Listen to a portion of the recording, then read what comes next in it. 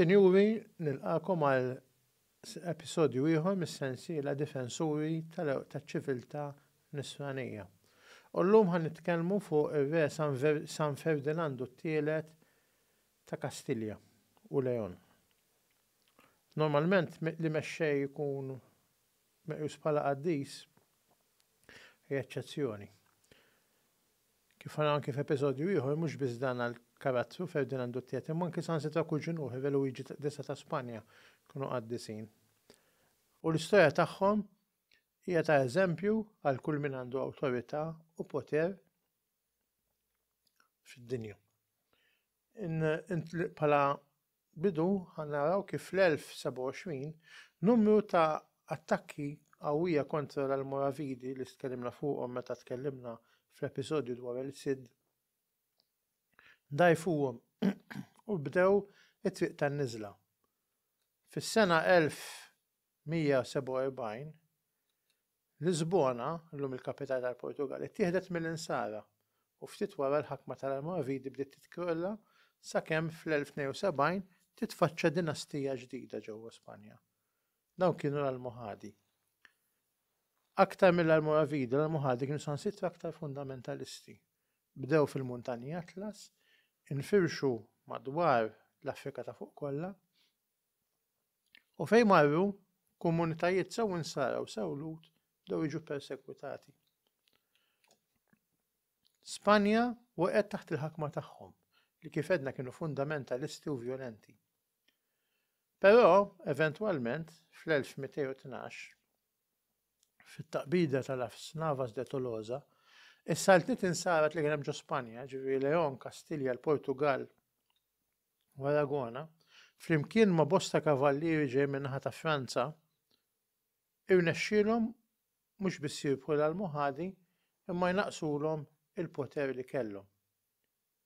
F'dan il-perjodu ta' tmexxija tagħhom kien wasal fi tmiemu. U kien hawnhekk li jitfaċċa l-akbar re li qatt kellha Spanja medjevali, Ferdinando III ta' Leon. Ir-re li għaqqat l-Spanja. Kważi, għax imbagħad kien hemm re oħrajn, ma Ferdinando kien l-akbar re li kellha Spanja medjevali. Huwa magħruf ukoll Ferdinando III bħala Ferdinando l-Qaddis, San Fernando. Danna kien wieħed mill-aktar monarki importanti, sinifikanti fl-istorja medjevali ta' Spanja. Twieled fl-1199, hemm xogħol jgħidu twieled fl-1201 m'aħniex ċerti, imma tela fuq it-tron fl-1217 fuq it-tron ta' Kastilja u fuq it-tron ta' Leon fl-1230 li kien ġara kien illi ir-re ta' Leon jiġi missieru u reġina ta' Kastilja kienet tiġi ommu kienu ma qablux ma' xulxin. U sseparaw, u s-separazzjoni tagħhom serfet fi gwerra bejn żewġ saltniet. Sakemm bi pressjoni mill-Papa għalkemm ma ġewx flimkien għaliex anke kien instabda kienu kuġini ma' xulxin u l-Papa kien qallhom ma tistgħux tibqgħu miż-żewġi. Però waslu biex iż-żewġ saltniet isiru fil-paċi. Sakemm mit ir-re ta' Leon, ġifieri missier Fernando, u allura Fernando kien re taż-żewġ saltniet u kellu hawnhekk rol kruċjali biex jgħaqqad il-Spanja, speċjalment jgħaqqad is-saltniet insara.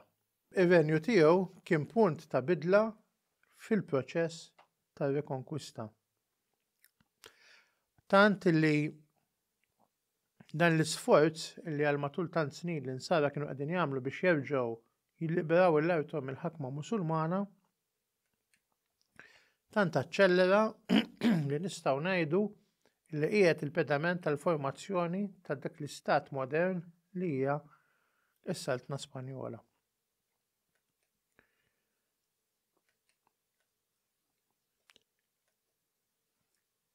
Kif edna,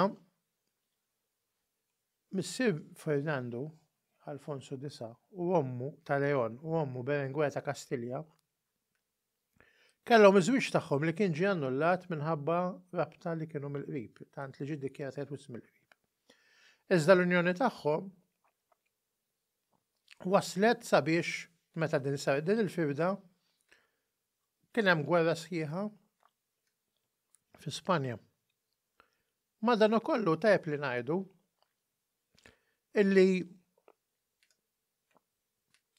illi Berenguela Fernando għalkemm kienet issa spiċċat weħedha l-bina rabbietu sew. Rabbietu defot u għalmitu li jekk ħajkun sultan xogħlu ma jkunx biex in-nies jaqduh imma biex hu jaqdi lis-sudditi tiegħu.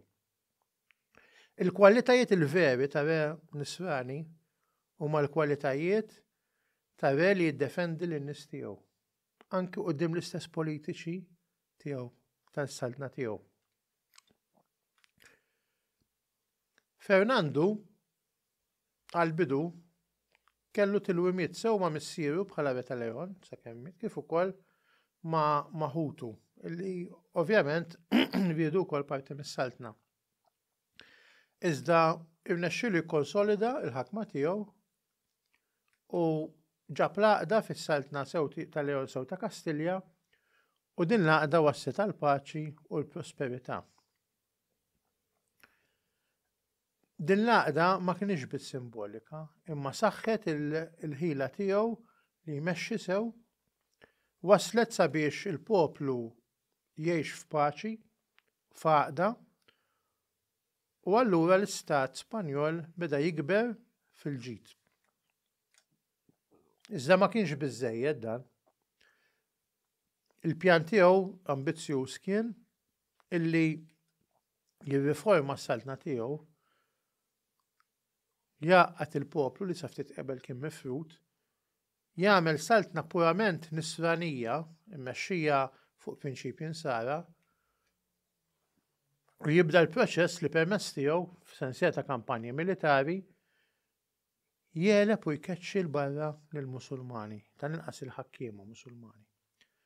Fil-fatt beda numru ta' kampanji militari illi permezz tagħhom ħalli bliet prinċipali li kellhom il-Musulmani. Sadattant l-Almohadi li kif edna kienu fundamentalisti nabdew inqasmu bejniethom illi l-istess nies ta' Spanja li kienu Musulmani għamu kontrihom għax raw minn effiċjenti. U dan wassal sabiex ikeċċu bil-mod gradwalment anki l-istess Almohadi. U Spanja għal darbohra reġgħet inqasmet f'saltniet żgħar jgħidulhom tajfa, u allura Ferdinando ħallu din l-opportunità biex jaħkem u jaħtaf lura dawk l-artijiet li kienu fidej l-Iżlamiċi. L-ewwel rebħa kienet tinkludi il-konkwista tal-belt kbira ta' Cordoba li kienet il-kapitali ta' Spanja Iżlamika. Ftit wara tieħdet il-belt ta' Jaén u l-akbar rebħa kienet il-konkwista ta' Sevilla fl-1248. Saħansitra xi 400 sena qabel, xi 250 sena qabel, il-Musulmani kienu attakkaw il-santwarju ta' Santiago de Compostela u kienu serqu l-Niepen kbar li kien hemm da santwarju kienet waħda miċ-ċentri ta' pellegrinaġġ tal-Ewropa medjevali. U qabdu l-siran sara jġorru dawn il-Niepen u ħaduhom fil-moskeja l-kbira ta' Sevilla u kienu dendluhom bħala kandelabri. Issa qalab l-affarijiet Ferdinando, qabad dawn il-Niepen ordna li l-Musulmani jieħduhom lura ġewwa Santiago de Compostela fejn għadhom hemm sallu. Din il-konkwista ħanajdu hekk prattikament ġabet fix-xejn il-preżenza Musulmana ħlif fin-naħa t'isfel ta' Spanja fil-żona fejn magħrufa bħala Granada. Dik li qabel kienet il-provinċja tal-Andalus ma kienx dak ta' provinċja Musulmana ma ġiet Andalusija nisranija. Ferdinando stabilixxa politika li permezz tagħha t-territorji l-ġodda li issa kienu tbatlu minħabba l-ġlied minn ħafna nies jerġgħu jiġu ripopolati, speċjalment mill-insara. Il-Musulmani kienu jgħixu hemmhekk, tħallew jgħixu hemmhekk, però bidu jgħixu hemmhekk b'rispett lejn l-insara u fejn qabel l-insara kienu jkollhom joqogħdu jħallsu l-ħaraġ lejn ħakim Musulman u kienu bħala sudditi ta' mhux Musulman kienu meqjusin bħala inqas mill-insar, issa s-sitwazzjoni inqalbet.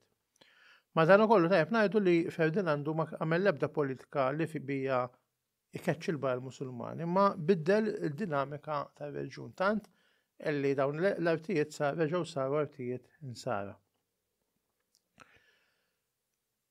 L-isforzi tiegħu militari kienu marbutin mal-fidi nisranija profonda li kellu. Kien nisrani ferventi u kien iqisu nnifsu bħala difensur tal-Kristjaneżmu u l-kampanji militari tiegħu spiss kienu meqjusin bħala kruċjati, bħala gwerra mqazza.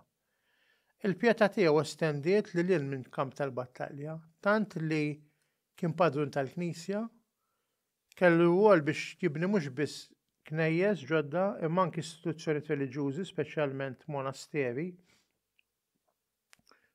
Waħda mill-akbar opri li għamel kienet li beda fil-binni tal-katedral gotiku ta' Burgos li huwa meqjus bħala kapolavur tal-arkitettura medjevali. Barra minn hekk kellu reputazzjoni bħala mexxej ġust, li dejjem għamel biex dak li għamlu biex ikun hemm ġustizzja.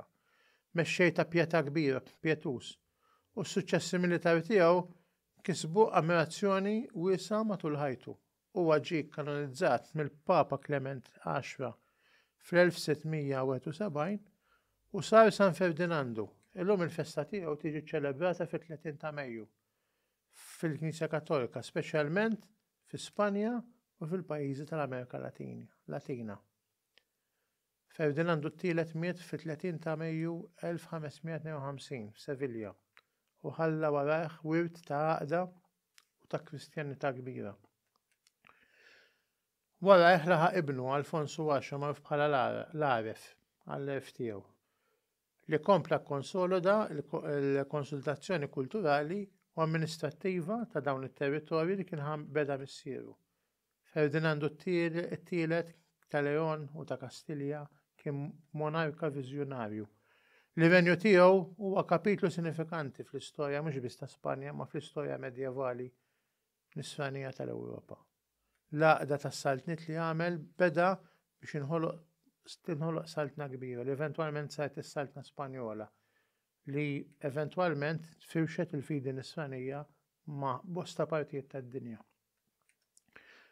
Il-pjetà, s-sens ta' reliġjon, ta' dmir u ta' ġustizzja huma dawk li jimmarkaw minn kien San Ferdinandu t-tielet.